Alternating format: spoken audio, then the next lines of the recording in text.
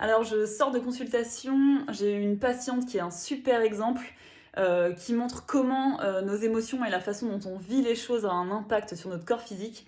Donc c'est une personne, qui est enceinte d'environ 4 mois, qui vient me voir parce qu'elle ne peut pas rester assise sur sa chaise, plus de 30 minutes, 1 heure. Elle a vraiment super mal en bas du dos et elle ne peut pas rester assise. Donc elle vient me voir pour ça.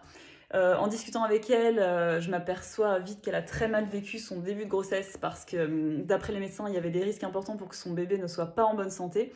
Elle a vécu plusieurs semaines, voire plusieurs mois, dans la peur que ça se passe mal pour elle, pour son bébé.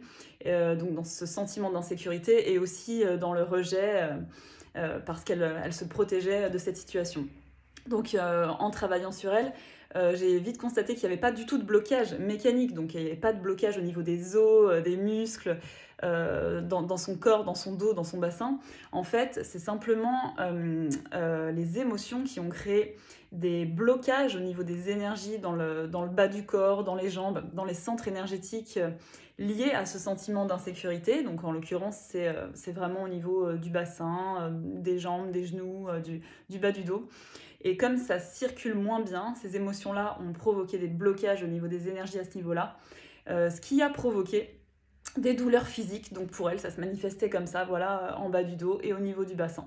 Mais le problème n'était pas du tout mécanique, c'est pas à cause du fait qu'elle était beaucoup assise ou parce qu'elle avait porté lourd ou quoi que ce soit. D'ailleurs, c'est venu spontanément, il n'y avait pas de raison particulière.